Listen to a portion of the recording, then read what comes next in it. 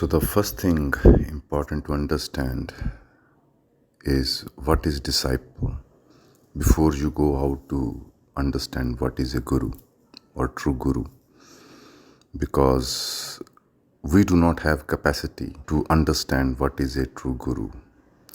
If you had, then you won't need a guru. So, disciple is a humility. Disciple is a one who is willing to understand. Disciple is not a brand or surrender before a master or a person or any fraud. Disciple is your inner humility that you know life is larger than you, life is more wiser than you, and you are willing to learn. In Sikhism, we call Sikh. Sikh means the one who is willing to learn. Sikh means to learn, listening. And highest quality in spirituality in Bharat, in Sanatan, is Shravan, means willingness to listen. Listening means that you become quiet and let what is being said by life, by a guru, to resonate you. But that does not happen. Let me give you an example. That imagine a guru is like a sound which is a music, which is in tune with life. And a disciple is a noise created by society and personal problems. So of course, when you're full of noise, it will create turmoil and suffering, doubts, questions, and everything. So there are three categories of disciples or Sikhs or people who are willing to learn. Those three categories are: the first is the curious ones. In their noise, they have a itch about spiritual. So they go to the guru and ask such a question which is full of itch. There is no real inquiry inside. There is just they want a satisfaction for their mental itch. It's more like a mental masturbation.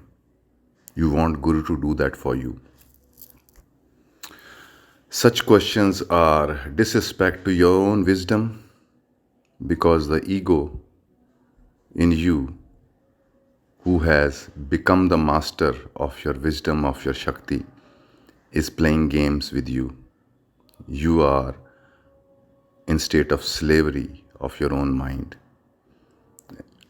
And such disciple have preconceived idea that what spirituality is and what is they need.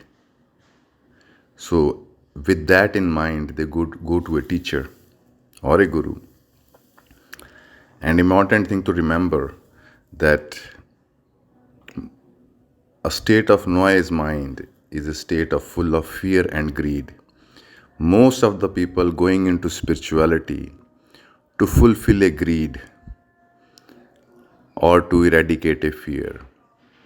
When Buddha was asked that one bad virtue in humans, which is the root of all problems, and he answered it that greed. Because when you have greed, fear also enters. Because greed comes, I am telling you the psychology of this whole game so you understand that how you can get manipulated. First you have a greed, and when you feel that greed cannot be fulfilled, a fear arises. So essentially all our fears are greed based. Greed for more life, longer life. Why you want long life? So you can have more pleasures living. And that greed becomes fear. And there, when you go to a guru or a teacher, ask a question, it is arising out of a greed. Many people start a spiritual process, yoga, kriyas, pranayams, and all these things. Essentially, they have a greed, a certain self-rejection, and they want to be better. And that being better is not your growth, but an idea of mind, how to manipulate your own energies and to get benefits. So there is a greed for you. And when anybody or anything or any situation where you feel that greed cannot be fulfilled, a fear comes. And with that fear comes the violence and aggression towards the teacher. So this is the basic scenario. Now, second type of disciple is who is now in the middle somewhere, and he knows or she knows that the noise, that you are a noise, and they are getting a whiff of the music, but the ego situation is 50-50. So they start to listen to the guru, listen to the teacher, and start to practice and apply. But there again, it's a tricky ground because you practice and apply, but you are not yet dedicated to it. You still listen to your noise and fall into its traps. Then you again realize and again come back. And this hide and seek is the second type of disciple or a student. And the third type of a student is now they are 100% with their full totality dedicated to that music which Guru represents. Now they know to live in noise is to live in hell, and there is no turning back for them. And in India, we have three words. Kotuhul is the first type, Jigyasa is the second type when there is an inquiry. Mumuksha is that now you are 100% boiling and you do not want any of the noise in your life. And that dedication is what triggers your entry into the music which Guru represents. The one sound, the one Om. So a teacher has to struggle with all these three kind of people, essentially first two. Third, he doesn't have to struggle because third is more of a listener than a questioner.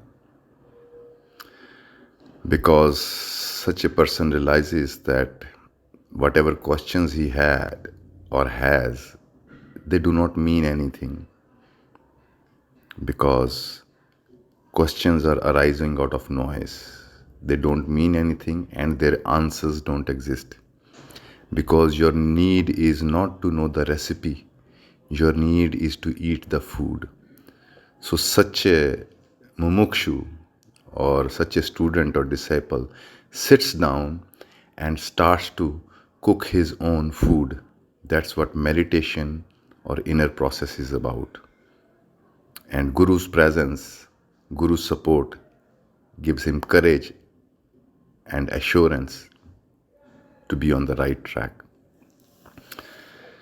But the other two, by doing a favor to a disciple, you do itch their butt for them, answering them. Then it's the butt head. It will come up with more itches because the basic need there is to get attention of the Guru, because such a person is not coming to a Guru to find answers really, to find solutions really. They come out of inferiority complex about their life, and their ego wants attention from the teacher or the Guru so that they can feel they are important, they are great seekers, they are something special. And that's where the whole hell and violence starts. And second type is little better because at least you are making an effort and you are coming across that beauty inside, and then your mind, ego takes over and you forget about it. Then again your mind is back into its games and starts to play on you, and again then you have to ask a Guru.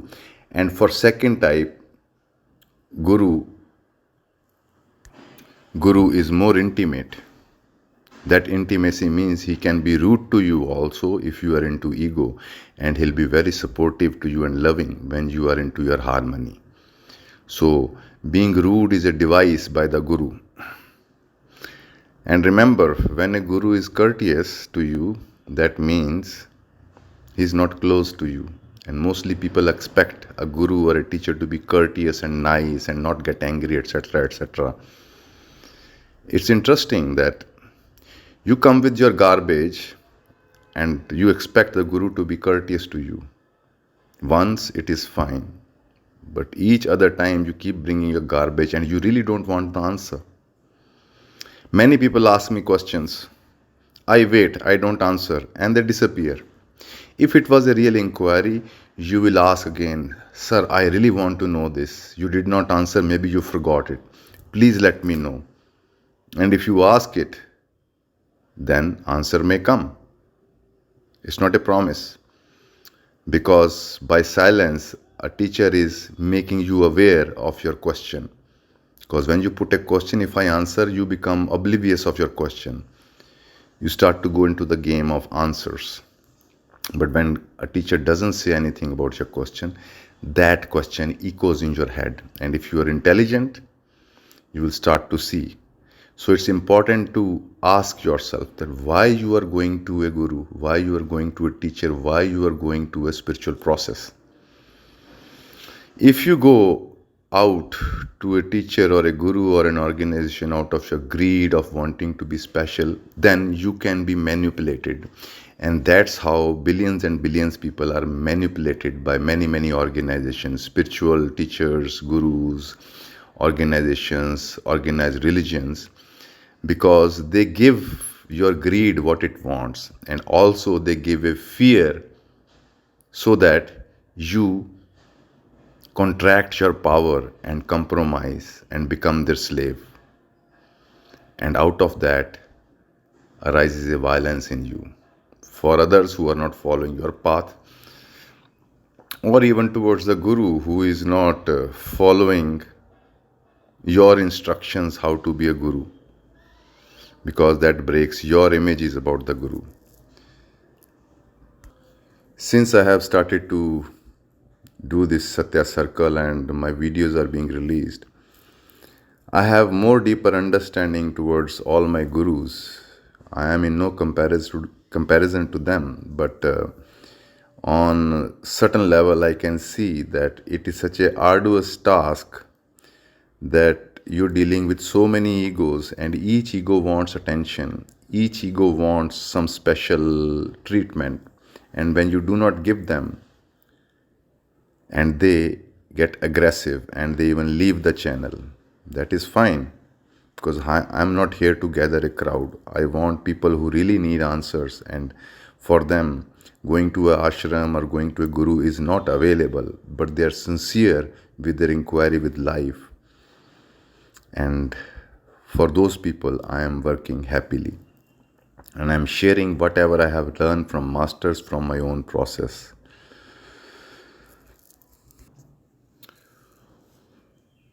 And remember this, that game of guru and disciple exists only from the student's end, from the disciple's end. As far as guru is concerned, there is no disciple and there is no guru. It's one life. But because guru, a student or a disciple is in the trap of the mind of something higher and he is something lower, so guru has to play that role. It's like you have a thorn into your foot, you use another thorn to get the thorn out, then you throw away both the thorns. That is what the function of a guru personality is. And guru personality exists only in the mind of disciple. Guru only responds to your question, and that's it. He doesn't carry it with him that I am a great guru or something, because a guru is a channel for the wisdom of the present, of the cosmos. Asking a guru, a real guru, is asking the present moment. And remember, when you really go with inquiry, answers are not going to be sweet, because they will burn you. They will burn your garbage. And your ego is attachment to the garbage. So now you can see where the problem is. People go to spiritual teachers to feel great, to feel all these angels and gold and flowers all around and birds singing, and you are in heaven into some 31st chakra or 40th chakra. Whereas Guru is as practical as this earth, as this cosmos. not some poetic fantasy. He will tell you where you are and work from where you are. People come with self realization ideas and Aham Brahmasmi, I am the Brahma ideas. You see, when somebody says, I am Brahma, the Rishi who said, Aham Brahmasmi, I am Brahma, he qualified because he was feeling it. But when we repeat it, it's a hypocrisy and it's a lie. Not that that person said was truth, not truth. It is truth. But when you say it, it's a lie. So this way, I ask people to refrain from reading too much of grand statements because your mind starts to think, oh, I know something about truth. And this is another idea for people to go for self-realization. They're thinking as if self-realization is going to be an experience. Truth is, you are experiencing self all the time. And self is the I. And experiences are what I sees. So I cannot look at itself. Your eyes, which see things, you cannot see the eyes. But if you look carefully, you start to become aware that through eyes you see. So it is not something objective experience of self, because self is the subject of the whole cosmos and cosmos is the object. And deeper truth is that subject and object don't exist separately. So self-realization is not going to be an experience. When all experiences end, that is where you understand. Self-realization is just a word, and it is misguiding many people because mind can think only in object and subject. So hence it gets delusion that I am going to experience something. No, you cannot experience the experiencer. And experiencer is a realization through experience. But when you go with mind approach, you think that, oh, I want to see my Atma, I want to see my soul. You cannot. Because everybody is asking a question. You can make as many questions beautiful, but you cannot hide your intention, which is felt by a person who is really listening. When you are coming from an ego, when you are coming from an inquiry. So when I do not answer your questions, understand that you are not coming from an inquiry. For example, this question, there was an inquiry, a real question which matters for all of you. That why people surrender to evil people, demon kind of people. And reason behind that is your greed, your inferiority complex, your need for attention, which you did not get in society. Now you're looking for a higher ground to feel special than other human beings. Whereas being a disciple is a state of humility, that you are tired of your ego and its games. Now you want to get out of this network. And remember, all the pseudo gurus and teachers, they are dependent on you. That is the second criterion. Because they have a battery of their self-glory and their own narcissist ego. So they need as many people around them feeding them. So that's how many of the organizations and religious teachers are going on. Bigger the crowd, the better they feel. And even for crowd, it is better, because if somebody has only 5-6 people, really sincere ones, versus if somebody has 200,000, 500,000 disciples sitting around. But you see, crowd is always idiotic. I would rather have 4-5 people who are intelligent and there is a dialogue and interaction. And remember, here I am not calling myself guru or a teacher. I am not. I say it again. It may look to your ego that I am being a guru. Sun is then a guru. A tree is a guru. It is giving you something. Guru means one who helps you to take from darkness to lights. Guru. Gu is the darkness, Ru is the light. Who invites to you a journey from darkness to light. It is not a state of hierarchy that you are lower, I am higher. Because a guru knows darkness is light also, and light is darkness also in this unity.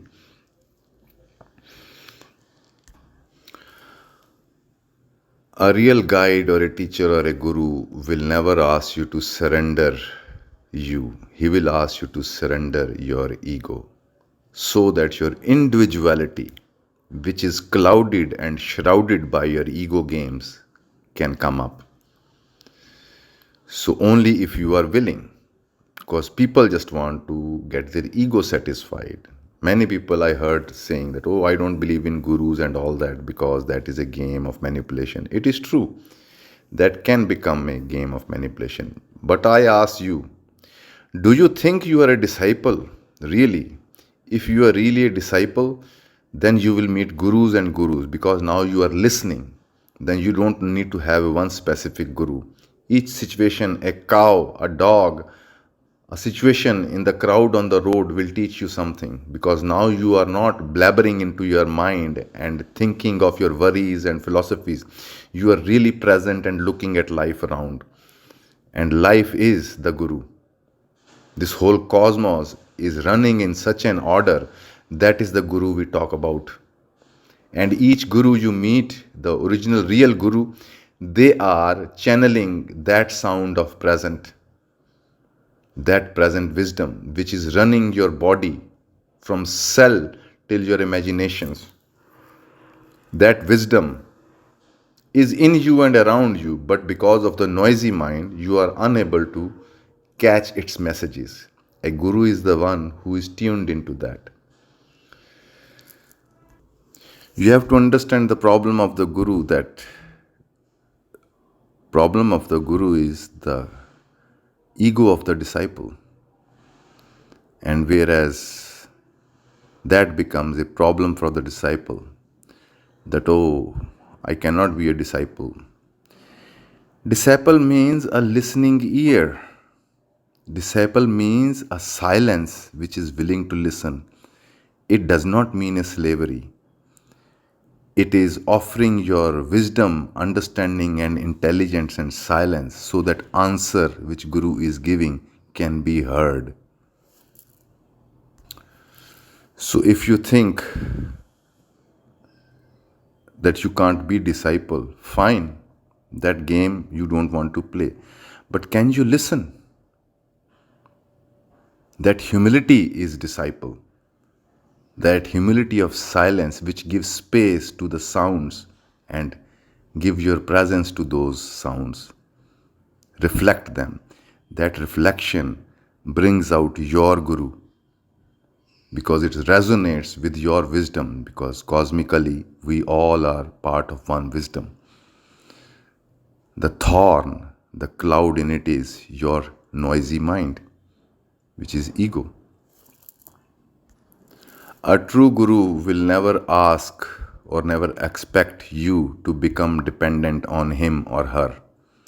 You will want them as a crutch, but he will keep throwing you back onto yourself. He will support you to get up, but he will not walk with you. He will ask you to walk on your own. Gurus are having too much fun to have all these noisy minds coming around and wanting to be disciples. Who wants that garbage sucking on your blood? I'm sorry to say this because I have seen many gurus destroyed by their disciples. And gurus ended up suffering the consequences of the action of the disciples. Guru offers you a pure energy with the trust that human in you, the disciple in you, will take that water and cultivate one's own plant in the heart of love, of sharing, of wisdom. But instead, the so-called great disciples clean their own toilet and shit with the water, pure water given by a guru. And it's happening all over, all the time. And I am not telling any imaginary thing. I have seen it happening. And I see it happening. A guru is offering his energies of meditation, his most valuable and intimate energy.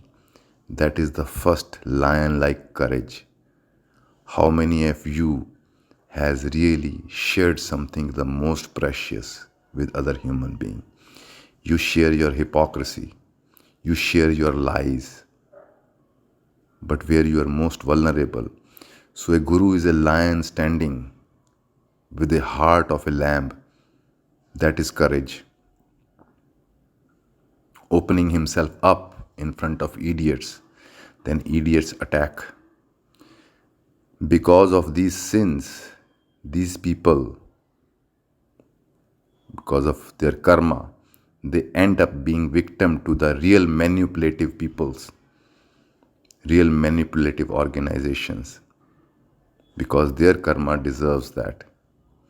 If you are truly a disciple, if you are truly a listener, nobody can manipulate you really.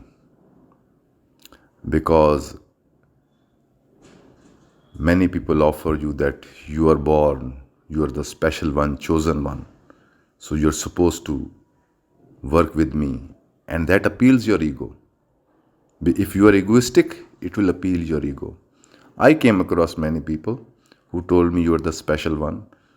And if you are really practical and real with yourself, you know it's bullshit because you know yourself.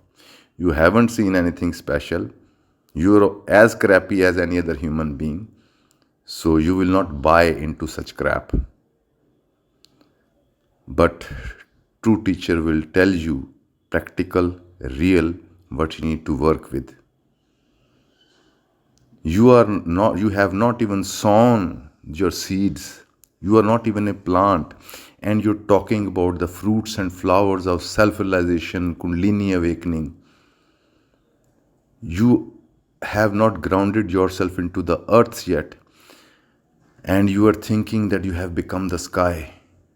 You're thinking that flowers are coming and people are buying your flowers and there's a big crowd around you. And you have not even started any process yet. People blame addicts because they talk fantastic things. And I don't think it's only addicts. I see normal, non-addictive people who don't take any drugs are also talking such fantasies. I am Brahma, I am soul, my chakra is awake, my Kundalini is awake, I am enlightened, I think. What do you think, Satya Ji? I say, yes, you are enlightened. Now go and open your ashram. Some of them who are intelligent, they will catch my sarcasm. When you realize your truth, you don't need validation from anybody else.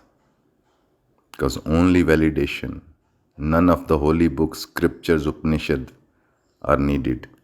When you taste sweet, you don't go out and ask people, is it I am tasting the sweet? Is it true or is it? No. When you taste sweet, you are filled with joy, you are filled with happiness. Then even anybody says, you are wrong, such person will say, I am so happy to be wrong. So please, let me stay wrong. I never felt so amazing before. It's a feel. It's not your mind is overwhelmed with a new philosophy or a thought. And out of that feel, what comes out of you is the Upanishad, is the scripture, is the wisdom which can help others. Wisdom is a fragrance arising out of a plant which has grown. Otherwise, we are just stinking other people's word out, coming out of our ego. What I am sharing with you is not a science of self-realization, not a science of anything else. I am sharing with you is that you do not need enlightenment. You do not need self realization. What you need is joy, the juice of this moment. How to feel connected with this cosmic electric current going on, and you are cut off from it because of your thoughts and ideas of spirituality, of world, of politics. How to plug into this cosmos. And for me, that is bhakti. You don't want anything else other than this which is going on, because this is the Ram, this is the divine. Rest is all crap. So when this becomes your truth, then no word is valid, no scripture is valid, because this fire is always new.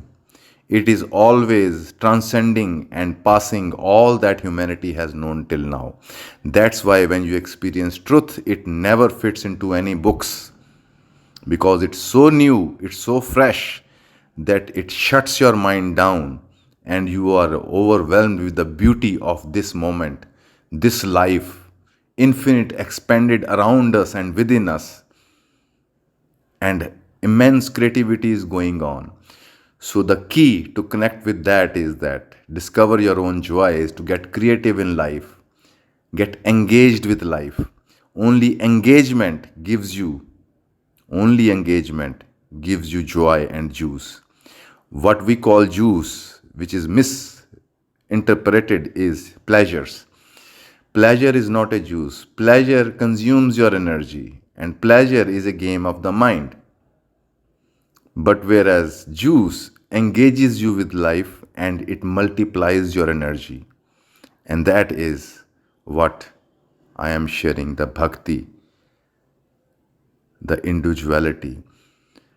Divine does not want you to become copycats, a sheep herd mentality. It wants the originality out of you, because that is how divine has designed you. Each 7 billion human being is unique. It wants to see your uniqueness, your individuality, not your so-called slave surrender and becoming a group psychology. That is the hell we are suffering from. There are a group of religions and political minds fighting with each other, killing each other. And only real revolution is possible when each human being becomes their own disciple. That I am interested into finding my own individuality. I don't care what books is. What is me? How life has designed me. I will follow that. I will become disciple of that. I will not become a disciple of some organization or some parent who tells me to fulfill their ambitions to become this or become that. When you 100% devote to the divine closest to you, which is you. Remember, here I am not talking about your ego. It is a product of society. It is not you. Your true you, how it was as a child, what were your interests, what was your joy, and you trust those joys, not to cancel those joys and start to follow some stupid pleasures, stupid ego games. Then you are a true disciple. Then you will see gurus are pouring into you from every event and every person. Because then Guru becomes aware, the cosmic Guru becomes aware of you, that you are on the true journey of discovering your individuality, your truth. Then nobody can manipulate. No demon, no spirit can overtake your spirit, because then you are protected by the great Guru. And it won't let go of his lovers to some idiots. That's how I have been protected, because I am very vulnerable and emotional person, and I trust everybody and anybody comes into my life. And that very trust, that very innocence saved me. Many people try to control my mind, control my energy, control me in different ways, but I somehow find myself out. And why? Because my truest inquiry was the juice, the truth. I wanted to feel myself connected.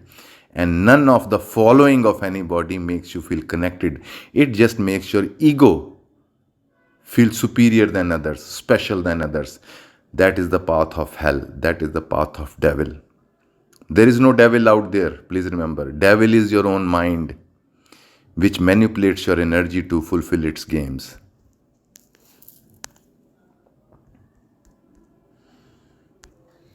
I do not ask you to surrender to me or follow me.